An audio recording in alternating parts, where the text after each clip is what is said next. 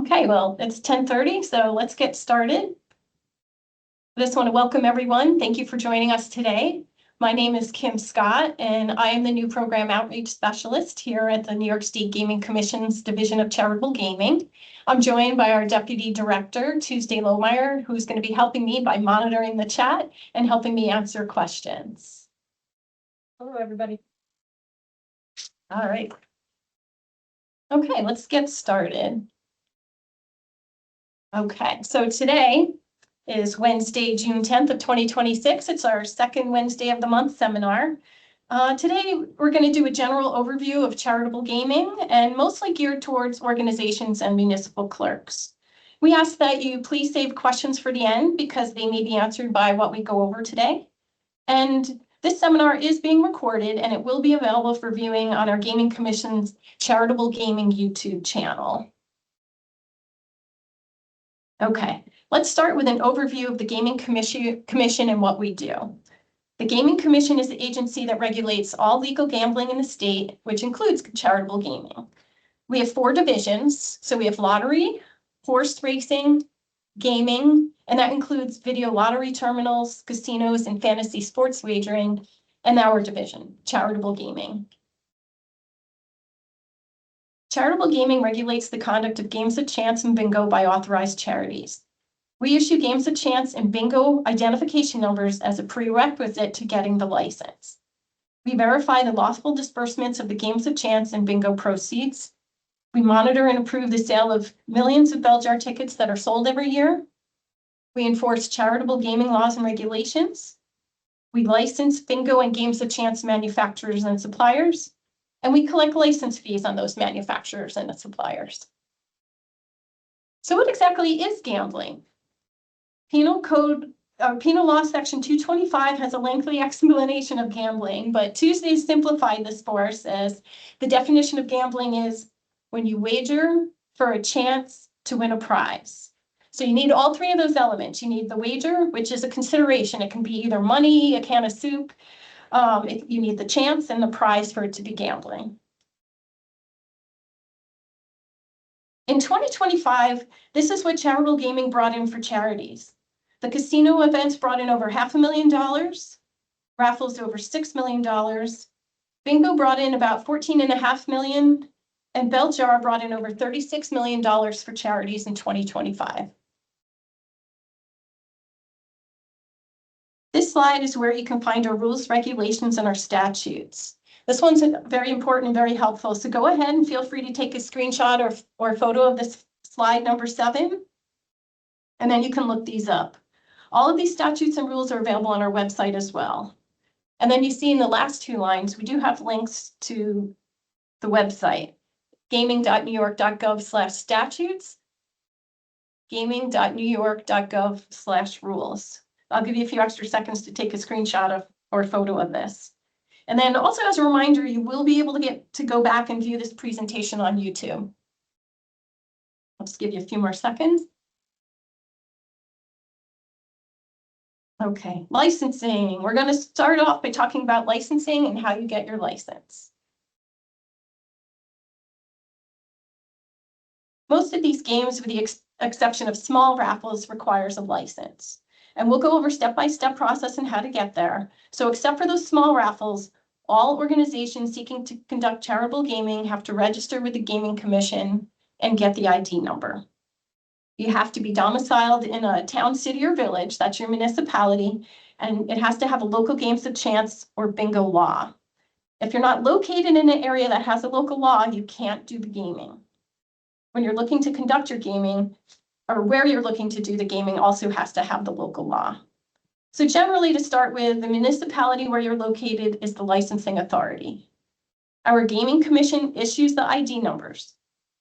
Your local town, village, or city clerk issues the license.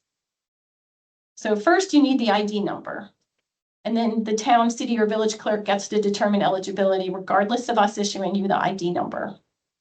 Once you do get a license, all licenses have to be posted in each area where the gaming is taking place. All forms and applications related to charitable gaming have to include the identification number issued by us at the Commission.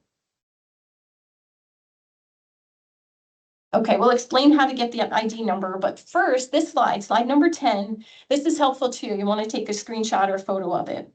This slide shows all the types of licenses, the cost of the licenses, the name of the financial report you're going to have to fill out if you get the license, the due date of that financial report, and what, if any, additional license fee is going to be owed at the time you file that financial report.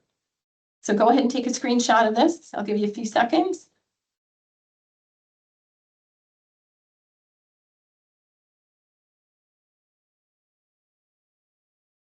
Okay, next up is filing and forms. The municipal clerks and the charitable organizations are the ones responsible for ensuring that the forms are filled out correctly.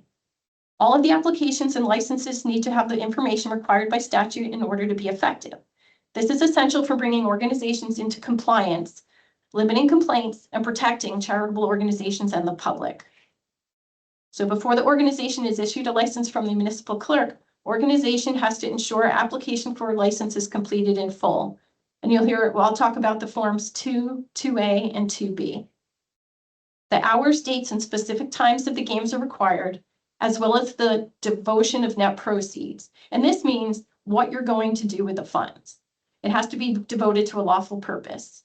You have to list the value and types of prizes to be awarded. If the clerk doesn't have this information, they can't issue the license.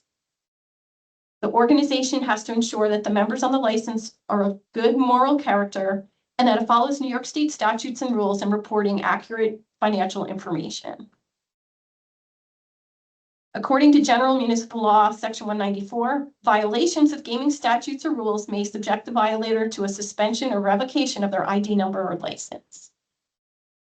ID numbers. So we've mentioned ID numbers. What exactly are they? So anything that begins with GC stands for games of chance. Anything that begins with BC is going to be related to bingo. These ID numbers are issued separately, but you can apply for them together.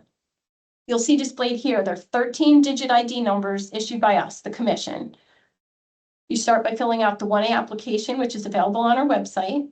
And to find these on our website, you can go to the New York State Gaming Commission site, hover over the Charitable Gaming tab, scroll down to Forms and Applications. And when you click on that, the first two forms that pop up are the application and the instructions. So this 1A form is what you use to request your ID number.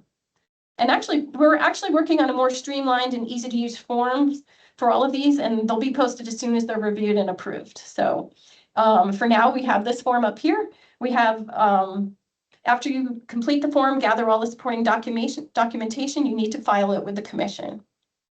Looking at this sample, you'll see the first two digits in blue. This represents the county where you're located. In this example, 01 for us represents the county of Albany. The next group of 3 digits in green, that represents the municipality. So in this example, 101 means the city of Albany. So whenever you see this, the organization with an ID number starting 01 and the next 3 digits, 101s, mean that they would only be eligible to apply for a license by the Albany city clerk only. They wouldn't be able to go to another city, town, or village. This identification number makes the organization eligible to apply only to the city of Albany for a license. So the next set of digits, the 3 digits in brown, this identifies the type of organization. For example, if it's a church, an American Legion, a VFW. The last group, the 5 digits that's in red, this number is specific to the organization. And this is how we keep track of the organization itself. And this number stays with the organization no matter which municipality they go to. Please note, though, that the first 5 digits can be changed if necessary, if there's a hardship rule situation, and I'll explain that in a few more slides. But originally, this ID number is going to be specific to where you're located. All right, charitable gaming identification numbers. If an organization has a GC, that's gaming, or BC, bingo ID number, but has not had a license in over a year, they must submit a new 1A application to the commission and have their ID number reissued prior to applying for a license from a municipal clerk. So we at the commission will notify the clerk whenever an organization has an ID number issued or updated for their municipality. If the organization moves to a new municipality, they must submit a new 1A application and have their ID number changed to reflect the new municipality's county and municipal code. Clerks cannot issue licenses to any organization that does not have the ID number reflecting that clerk's specific county and municipal code. If an organization wishes to conduct games in a municipality outside of where they're physically located, they must obtain permission from the outside municipality and the commission by submitting a hardship request. If approved, the commission will update the organization's ID number to reflect the outside county and municipal code. We mentioned that in the previous slide. And the clerk in the organization would be notified of this change. Okay, the 1A application. What is it? What does it look like? How do you fill it out? So before applying for the license, an organization must apply to the Division of Charitable Gaming for a Games of Chance ID number and or bingo ID number by submitting this 1A application.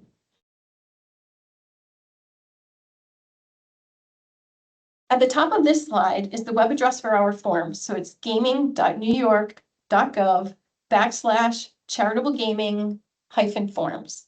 This is where you'll be able to find all of our forms. So displayed here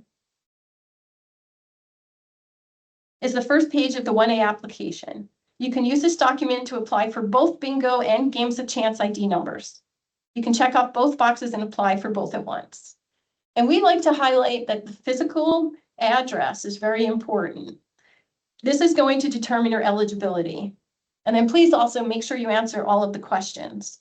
When your form is complete, please file it with the New York State Gaming Commission's Division of Charitable Gaming. This is the second page of the 1A application. The top question, number 12, it asks about your fundraising activities, so please include those there. Question 20 is highlighted. This asks where your bank is located.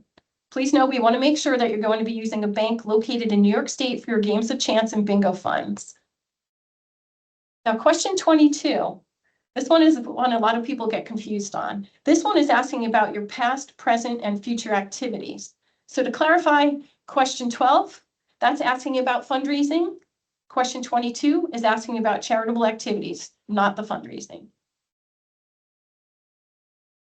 This is the third and final page of the 1A application. Question 25 is asking about licensed suppliers. This is asking, who are you going to use? Because we have a list of licensed suppliers and manufacturers on our website. Most of the games require you purchase supplies from licensed suppliers, and especially true for bingo and bell jar.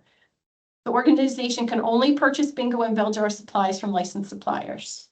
Raffles is like you could buy 50-50 wrap-off style tickets from common suppliers, and you can create your own tickets as long as it's within the rules. But definitely if you're applying for bingo and bell jar, you're going to have to list a licensed supplier in field number 25. And in the section in red, please include all of this documentation when you're submitting your organization's application. A common reason to send applications back is because the head of the organization doesn't sign them. You're going to hear this a lot throughout the presentation. The head of the organization. It's not the treasurer, not the administrator. The signature has to be by the head of the organization. And the commission knows the head of your organization because we have your bylaws, and your bylaws tell us who that is. So to highlight, the head of your organization signs and notarizes the 1A application. Okay, what if the organization already has an ID number? If the organization previously obtained an ID number, but it has not been licensed to conduct bingo or Games of Chance for over a 1-year period, they do need to submit a new 1A application to the commission to get their ID numbers reissued before they can apply for their license. If the 1A application is approved, commission sends a letter with the BC and or GC ID numbers to the organization. The commission also sends a letter to the municipal clerk with the ID numbers and a copy of the 1A application. If the 1A application is denied, organization receives a denial notice with the reason, and the clerk is not notified. All right, so you did your 1A application, you received your ID number, now you want to get a license. So to do that, you would go through a GC2 or a BC2. And then as a reminder, anything with GC is Games of Chance, anything with BC is bingo. So for Games of Chance, you need the GC2, 2A, and 2B. Again, these forms are available on our website. Bingo is the BC2, 2A, and 2B. You're going to file these with the same municipal clerk. Just for the sample today, we're going to look at the Games of Chance application. Bingo application is similar. So to clarify, we're just going to go over the Games of Chance application today, but it does relate to the bingo one. So at the top, you're going to see GC2 for Games of Chance. Along the top, you're going to see what type of game you're going to apply for. So check off all that apply. In part A, question number 2, here it's asking you for your Games of Chance identification number. Part B is asking the physical location of the games. That's very important to us because we want to know that you're doing it in the correct municipality. This is what the second page of the GC2 application looks like. Question 15 of the Games of Chance form is asking, what are you doing with the proceeds? We want to make sure it's aligned with your lawful purpose. For example, if it's a volunteer firefighter organization, we're expecting to see purchasing of fire equipment, upkeep of fire trucks, etc. Any expenses directly related to providing the volunteer firefighter services. And just like the 1A application, the head of your organization has to sign and notarize the form. Here's page 1 of the GC2A. Schedule 1 is where you're going to list off the officers and directors, including head of the organization, per your organization's bylaws, charter, articles of incorporation, whatever it is that forms your organization. That's what we look at to make these determinations. So Schedule 2 is different. Schedule 2, down at the bottom section, this lists members being designated as in charge of the games. These don't have to be members in charge of the organization, but the head of the organization is going to designate them as being in charge of the games. So Schedule 2 is very important because these members are going to appear on the license. When the games are being conducted, at least one of these members needs to be present. For Games of Chance, you need to list at least 4 members, and that's required by law. At least 4 members need to be designated as in charge of the games. For bingo, the law says you have to have 1. But we do suggest that you have more than 1 because if something happens and that one person can't make it to bingo, your bingo event is going to have to be canceled. So in order to avoid those types of problems, we do ask that you list at least 2 members on your bingo application. So to clarify, for Games of Chance, you're required to have 4. For bingo, we suggest at least 2. This is the second page of the GC2A. Schedule 3 is where you're going to list any auxiliaries and affiliates assisting with the games.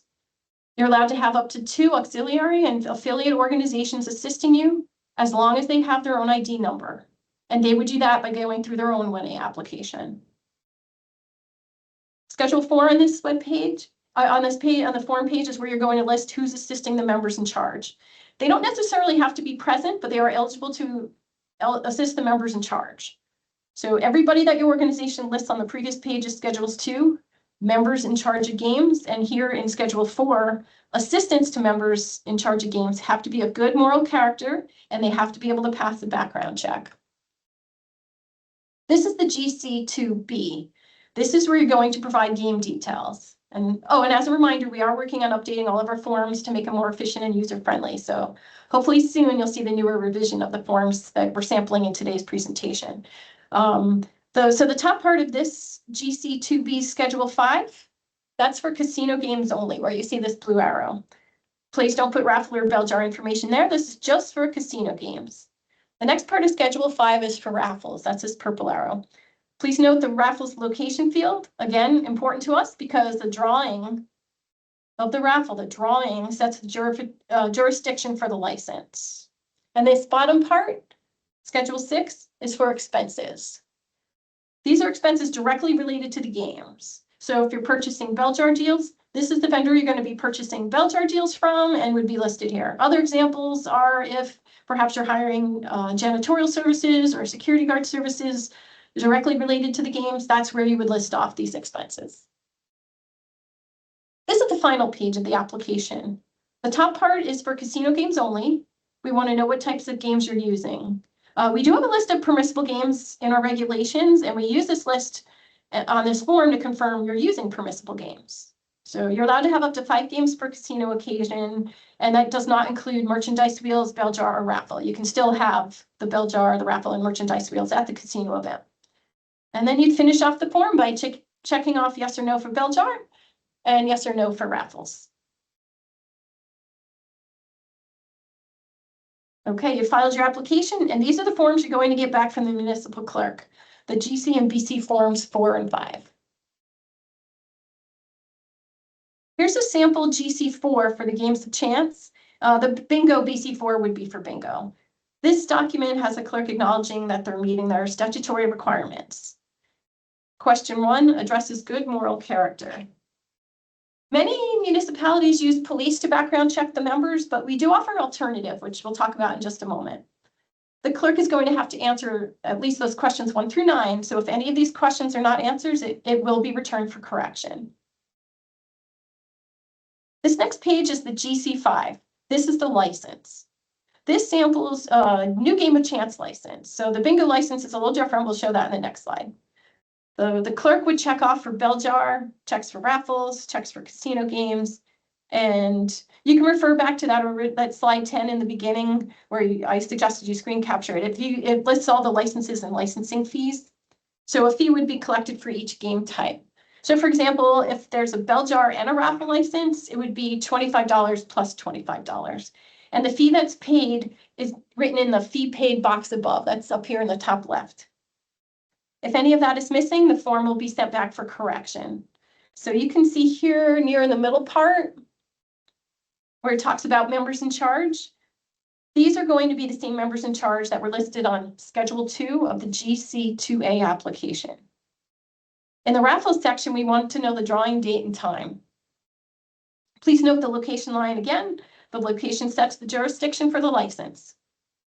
The municipal clerk is going to sign at the bottom, and that will issue the license to the organization.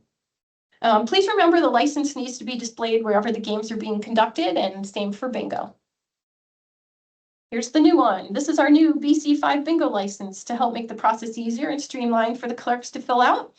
Again, all these forms are on our website, and this one is fillable. And the bingo form is similar to the one we just showed of the games of chance. Okay, a copy of all applications, licenses, and financial reports must be filed with the commission, except for the bingo forms BC7 and BC7B. Other licensing forms. So there are a few other licensing forms that you may see. Let's take a look. Okay, we talked about an alternative to doing a background check on the members. Municipal clerk doesn't necessarily need to use the police to do background checks. They can also use an affirmation of good moral character. We have a sample affirmation for clerks to use if they do choose to do this rather than the background check. And you can find this form on our website. And on the website, it's called Sample Affirmation of Good Moral Character. All right, has any information changed for the organization? If so, you're going to need to file a 6 form. So the BC6 form for bingo, the GC6 for games of chance. It's only used when information changes during an active license period. Organization must file the BC6 or GC6 to alert the municipality and the commission of certain changes to the original application documents, such as adding or removing members in charge and adding or removing dates or days of occasions. Okay, so slide 37 and 38, these 2 slides I'm showing you are the current GC6 application to amend sample pages 1 and 2. Here's the first page, here's the second page. And you'll see on this second page, just like all the other forms, the head of the organization is going to sign and notarize. The clerk needs to sign off at the bottom and provide an amended license if necessary. And then all of that needs to come to the Gaming Commission. Okay, so let's jump into the games now. We'll start off with bingo and we will end with raffles. Okay. Starting with bingo. All right, all bingo licenses are issued by the municipality. All organizations wishing to conduct bingo must have a commission-issued bingo identification number before applying to the municipality for the license. The license fee is $18.75 per occasion. $11.25 of this fee is remitted to the New York State Comptroller. Licenses can be issued for up to a 365-day period, and that does not need to be a calendar year. The frequency of no more than 18 days is for 3 successive months, and a premises can host up to 3 bingo occasions per day. The maximum single prize for bingo is $5,000. The maximum prize per occasion is $15,000. There is a minimum age to play, so consistent with other forms of gambling in the state, the minimum age to play bingo is 18 years of age. However, minors under 18 are permitted to attend bingo, but remember, they're not permitted to play. Free bingo. All right, nobody pays to play. So this is entertainment purposes only, no licenses required within these parameters. So New York State General Municipal Law, Section 495A, authorizes conduct of bingo without a license, provided several conditions are met. Game must be conducted in a municipality that has a local bingo law. Game is conducted within either a private home or residential complex, or is conducted by certain bona fide charitable organizations or entertainment purposes. Such games are conducted solely for the purpose of amusement and recreation of the participants. No participant pays anything of value for the opportunity to play. The value of a single prize awarded for any one bingo game does not exceed $10, and the total value of all prizes cannot exceed $150 in a day. Such games are not conducted on more than 15 days during a calendar year of an entertainment business, and no more than 30 times a year for residential complexes and charitable organizations. Cannot be conducted more than once a week. And finally, no person other than an employee or volunteer of such complex, community, facility, certain bona fide charitable organization or entertainment business conducts or assists in conducting the games. Casino games. And as a reminder, we do have a list of permissible casino games in our regulations. In order to conduct casino games for charities, the organization must have a Games of Chance ID number, file the license application forms, and write the $25 check per occasion, and obtain a license from the clerk on Form GC5. And don't forget, the license must need to be displayed in the gaming area during the license periods. Casino equipment must be purchased or leased from commission licensed suppliers. However, an organization can purchase common articles such as cards and dice from normal sources of supplier construct equipment and paraphernalia for its own use. Organizations can also buy or rent equipment from other authorized organizations with the written permission of the commission. Only members of the licensed organization can participate in the management or operation of any games of chance. And the organization can conduct casino games up to 12 times in a calendar year, including merchandise wheels. Profits must be deposited into a special Games of Chance checking account the next business day after each license period. Forms GC7 and GC7B must be filed with the municipal clerk within 7 days after each license period, accompanied by an additional license fee equal to 5% of the net profits, and that's payable to the municipality or county fiscal officer. Bell jar. All right, who may assist with bell jar? Only members of the licensed charity can sell bell jar tickets.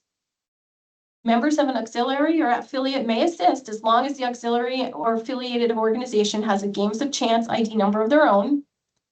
The names of at least 4 members in charge must be listed on the application filed with the clerk's office. Each bell jar worker must wear an ID with their name, address, signature, and photograph, as well as the name of the organization. And bell jar workers cannot buy tickets from their own organization during the calendar year in which they are licensed. And this is even if they were removed from the license. The corresponding flyer for each bell jar ticket deal and play must be prominently posted. The flyer is like it's poster size. The prices on the flyers may be marked off when awarded, but they're not required to be. Players cannot redeem winning tickets if the tickets have been removed from the premises. A deal cannot be removed from play until at least 75% of the prizes have been awarded.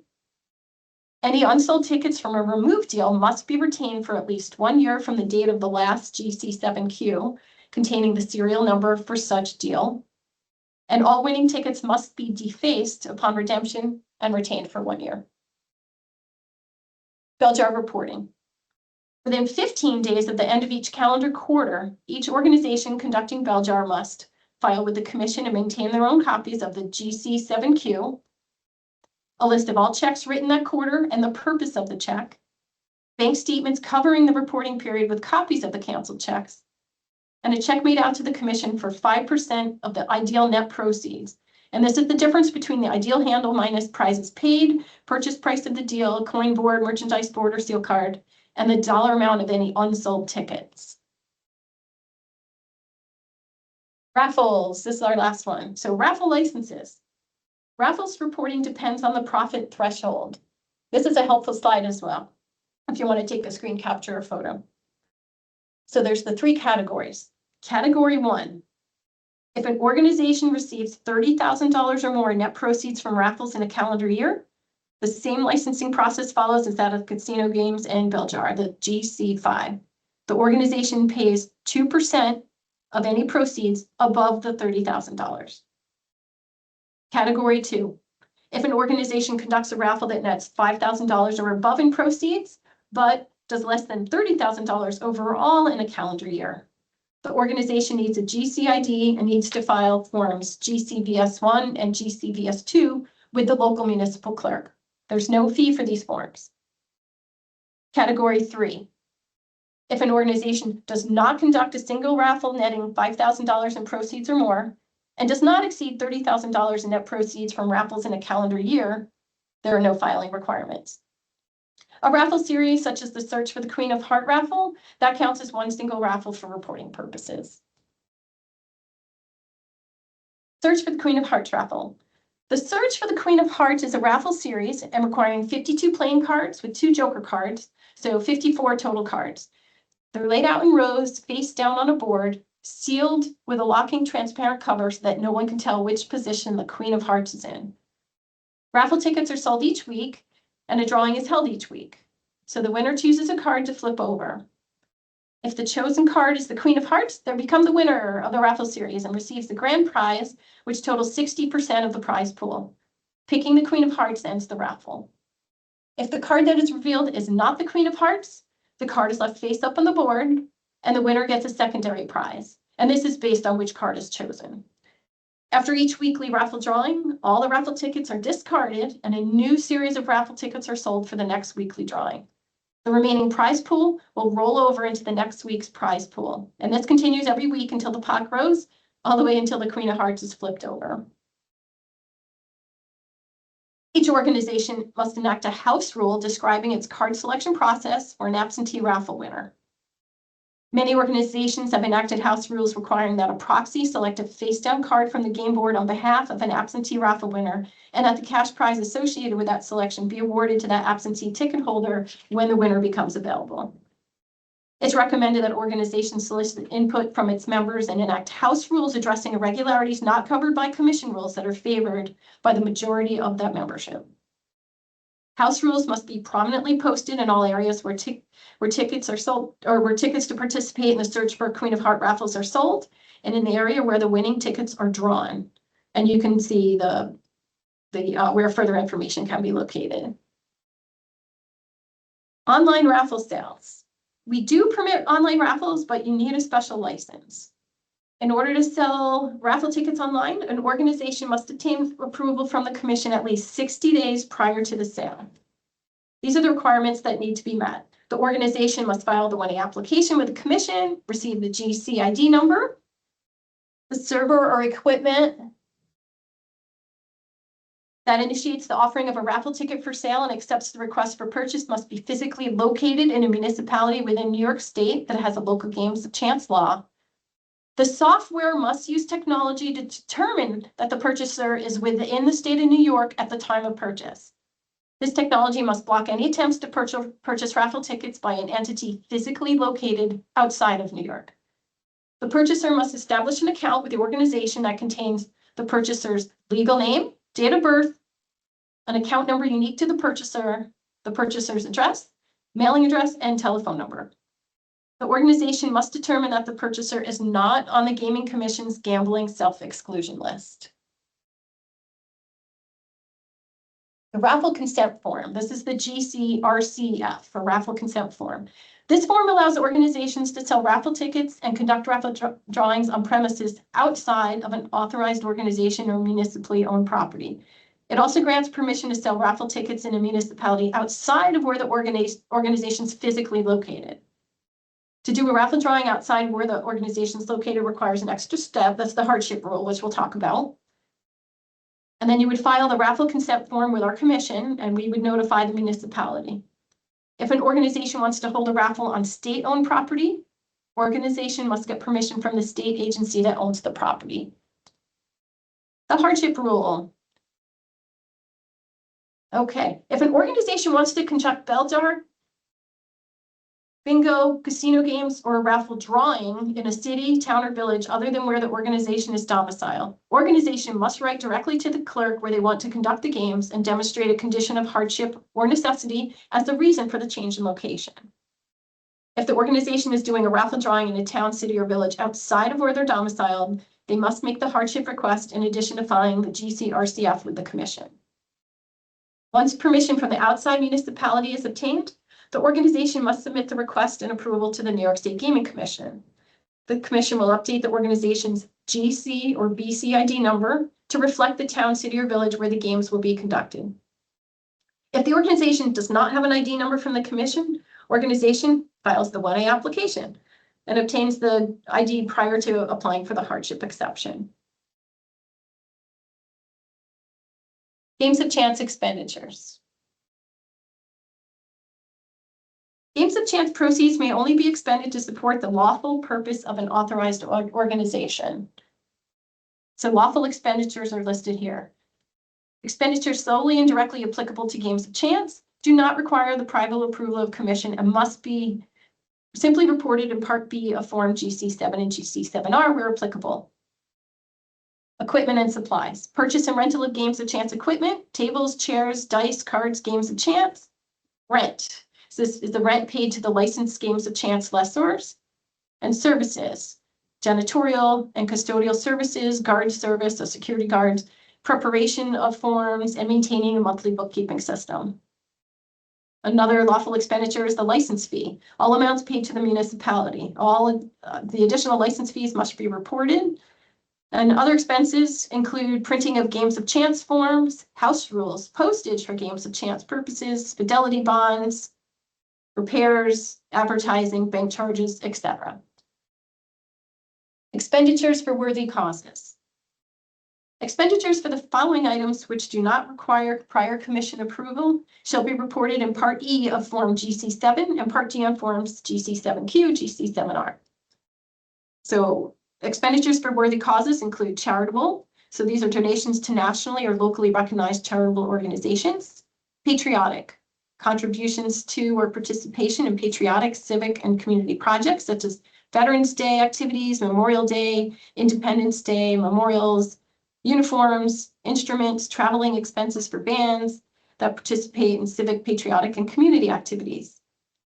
3 is youth activities. Donations for nationally or locally recognized youth athletic, recreational, and civic programs, and then educational. This includes contributions for open scholarships. And open scholarships means it's not limited to children of the licensee. It's auxiliary or affiliate. And the selection committee is not dominated by members of the licensee, the auxiliary, or affiliate. Teacher salaries are acceptable, exchange student funds, books for libraries, equipment for schools, and other educational organizations. Guidelines for all other expenditures. This is continued. So 5 would be religious. Contributions or expenditures for religious purposes and activities, such as cleric salaries, maintenance of religious buildings, purchase of religious supplies, firefighting activities and volunteer ambulance corps, expenditures incurred in providing services in case of fire, accidents, severe illness, public calamity, or other emergencies, purchase of vehicles, apparatus, equipment, and uniforms, attending training school and inspections. And it also includes participation in drills, exhibitions, memberships fees, and emergency medical technician associations. And the last 7 is veterans activities that initiate, perform, or foster provision of services to veterans by encouraging the gathering of veterans and enable the further erection and maintenance of facilities for use by such veterans. And you can see the rest there. Guidelines for all other expenditures. All expenditures must be reasonable, justifiable, and directly related to carrying out one or more of the licensee's organization's lawful purposes as defined in Section 186, subsection 5 of the General Municipal Law. So an organization does not need prior written approval from the commission to disperse funds directly related to carrying out one or more of the organization's lawful purposes. Here's sample number 2 is an example of expenditures requiring no written approval. So materials and labor for repairs necessary for normal maintenance up to $10,000. So repairs over $10,000 and repairs to parking lots would require prior approval of the commission. Janitorial services and cleaning supplies, phone and utilities, trash removal, insurance, property taxes, snow removal, printing and mailing, and legal or professional services up to $5,000 do not need written approval. Here's expenditures that do require prior written approval. An authorized organization shall submit an application for permission to disperse net proceeds, the GC 317, to the commission when requesting approval of certain expenses. Organizations of veterans shall file with the commission a copy of the minutes of the meeting of the membership authorizing any of the expenditures set forth in this paragraph in lieu of filing that GC 317 form. The list includes mortgages, new buildings, purchasing of air conditioning units, furniture, furnishings, repairs, maintenance, and acquisition of parking lots, salaries other than those authorized in the previous slide, and legal, accounting, and other professional fees exceeding $5,000 per calendar year.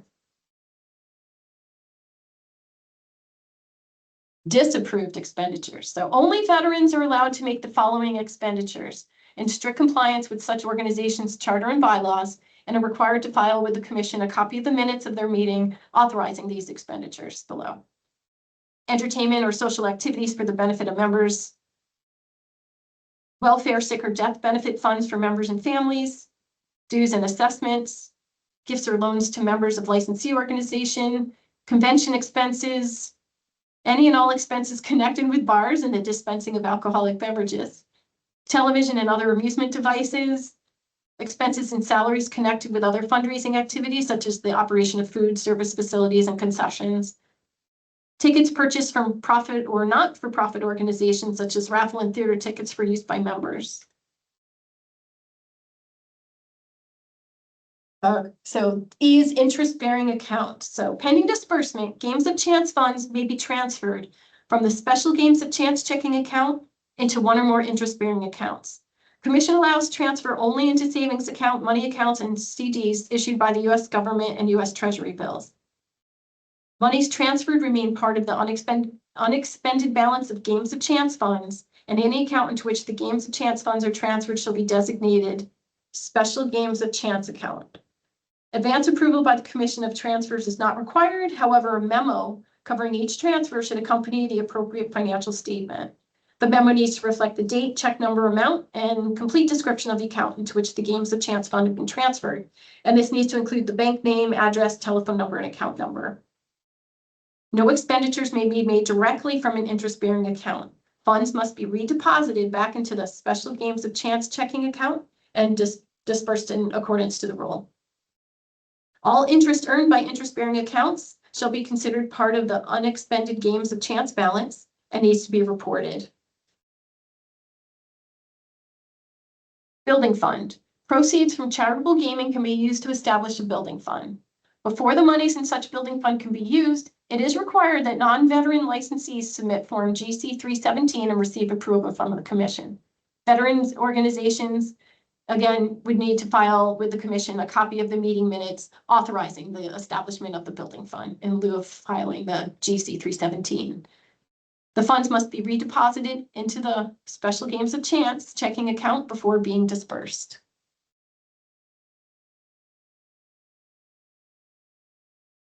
Only veteran organizations can make these expenditures. These expenditures are not allowed for bingo funds, but allowed for games of chance.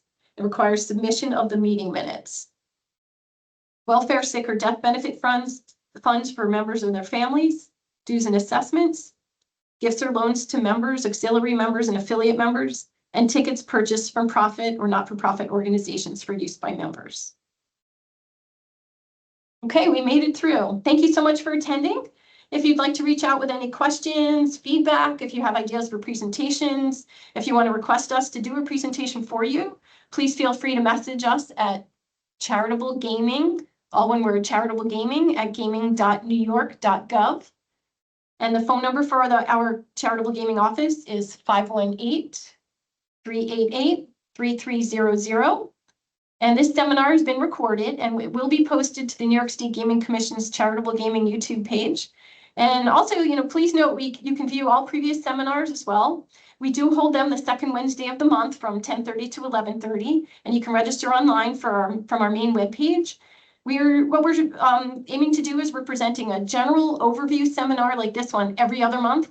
And then every other month in between those, we plan to present specific topics. For example, next month, which would be Wednesday, July 8th, our seminar is going to cover the topic of raffles. So please feel free to ask any questions you have now in the chat or just ask the questions. You can turn your mic on. And then just in case you can't do that now, our webpage is also a great 24/7 resource with how-to guidelines. We have game-specific pages, our statutes, and our forms. So thank you so much for attending today. Does anybody have any questions?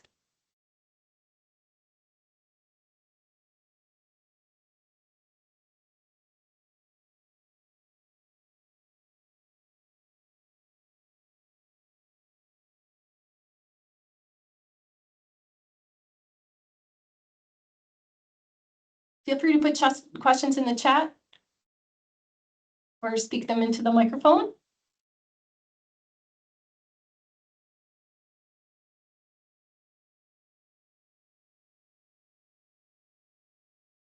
Tuesday, do you see any questions in the chat? I do not. Okay. We were experiencing a bit of technical difficulties earlier on, so I don't know if that affected people's ability to type into the chat. So I would say give it a couple minutes and. Okay. And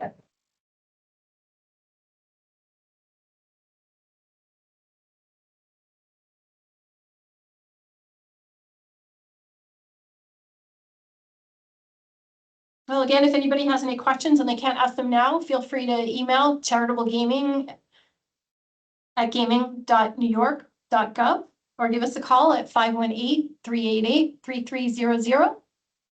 Happy to answer anything for you.